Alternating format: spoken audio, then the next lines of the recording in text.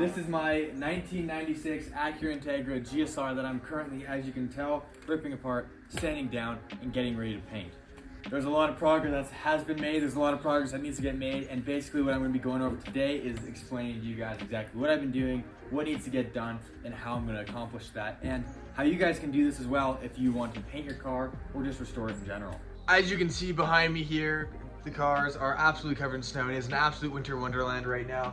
We had a kind of a blizzard snowstorm come through the last few days, and we're supposed to get more snow, but we got a lot of snow and it's cold out, so there's not really much to give you in terms of content, but I will be going over this car with you guys. If you guys want a video of what it's like to drive this car in the snow in this kind of conditions, let me know and I'd be happy to make a video like that. Something I've been thinking about doing for a little bit.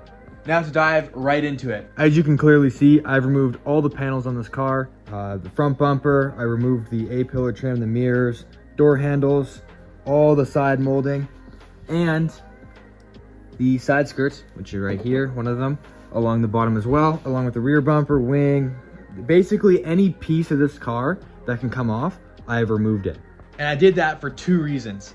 Now the first one is that it makes the sanding process go a lot easier. There's not extra panels in the way that I have to worry about getting around, especially these window trims. It makes it a lot easier to be able to get right to the edges without them there, and so I don't have to worry about sanding down things that I don't want to get sanded down. And the other part is just it makes the process a whole lot easier. If I take the door handles out, if I take the mirrors out, for example, it's easier to sand them when they're off the car. And if you remove them from the car, you can also get a better finish when you're painting them, and it also makes them easier to get the whole piece painted properly. There's been a lot of progress made since the last video on this thing, so I'm gonna kind of go over what has changed and what's different and what's new, and just go over some of the issues that I had found previously. Now the first one I'm sure you guys are all interested in is what's happening with this quarter panel here. As you may have known if you watched the previous video, this thing was covered in Bondo, and what I've done is I've completely sanded all of it down, right down to bare metal. There's little spots here and there that are left, but that's fine. That's gonna get taken off. Basically what happened here is I'm assuming that this car got slightly hit here at some point and this metal would have been pushed in. And what happened is this metal just got worked back out, but of course they didn't do a perfect job. As you can tell, maybe in video, you can kind of tell by the Bondo, there's a little bit of warping, there's some dents and dings along it. And so what they did is they covered it up with Bondo to fill it in.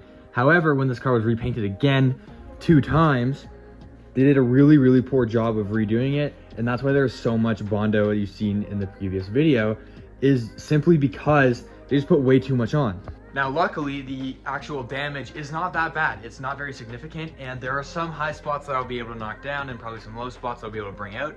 So there will be a little bit of filler going on, but nothing beyond what is, normal for a normal paint process or something like this.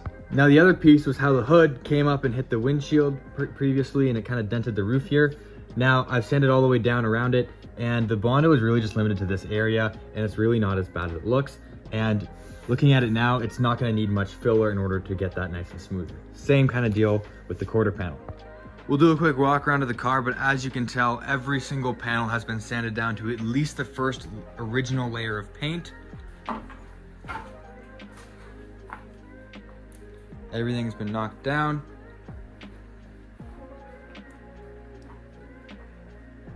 And now it's time to start putting some filler back on and then continuing the sanding process all the way to 220 and then blocking it out. After blocking it out, we'll prime the car here after doing a thorough clean of the garage, because as you can tell, it's gotten super, super dusty from all the body work. This may not seem like the greatest idea, but I'm actually going to primer this car with a rattle can. And the reason why I'm doing that, there's 2 reasons. The first one is it's a lot easier. Right? I've worked with rattle cans a lot and I'm very familiar with them, and I'm able to get a pretty good finish with them.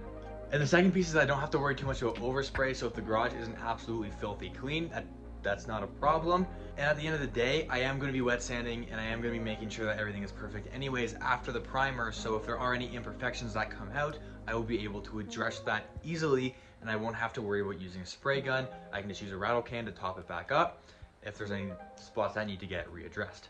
And lastly, I guess kind of a third reason, as to why I'm going to be using rattle cans is simply because the can I'm going to be using, first of all, it stops rust. Not that there is any rust in this car, but if any were to start spreading, it would help prevent that.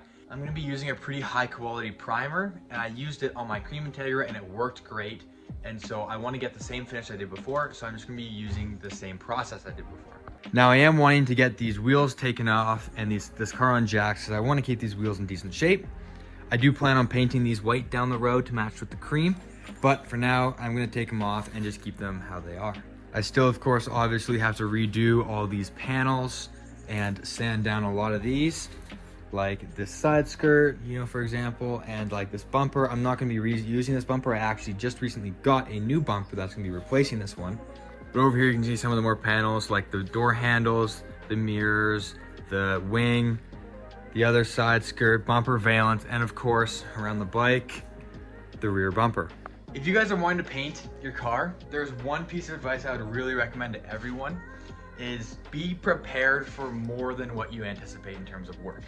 I'm not saying that's gonna be super difficult if you want to repaint your car.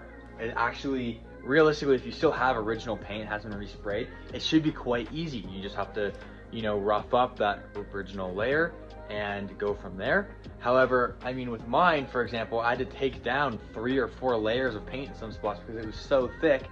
And if I only scuffed certain areas, you could literally tell, because of how thick the paint was, that there'd be uneven areas. And so because of that, that's why I take it all the way down to the original layer of paint. Or in most spots, straight down to bare metal. Now, the next thing I'm gonna recommend, that if you're gonna paint a car, I would really recommend, you know, doing that extra bit of body work. A clean finish in car paint is 90% prep work, 10% painting.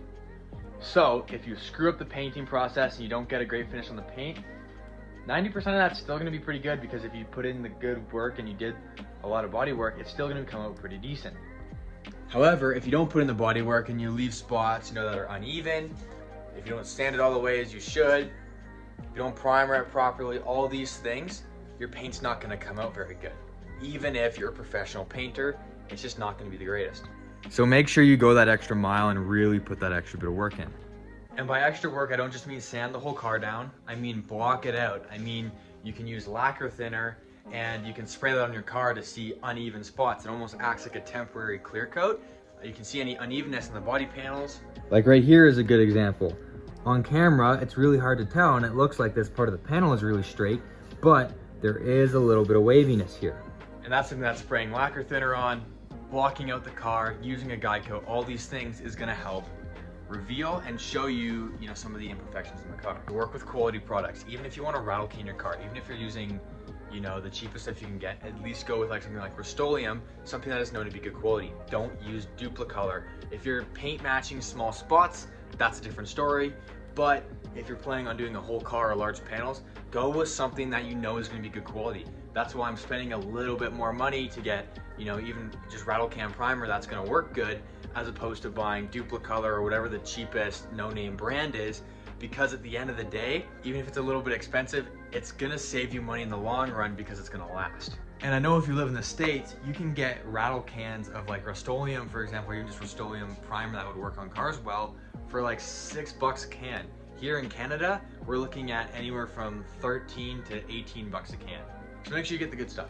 But yeah, this is a little bit of an update video, just so you guys kind of know what to look for. If you haven't seen the series on this car so far, if you haven't seen it from start to now, I would really highly recommend that you guys go check that out. You guys can go check that out right here. Of course, remember to like, comment, and subscribe. And if you have any questions about the build, or just any questions in general, or you have anything you want advice on, feel free to hit me up in the comments or hit me up on Instagram @CreamTag. As always, thank you guys so much for watching. I'll see you next time. Peace.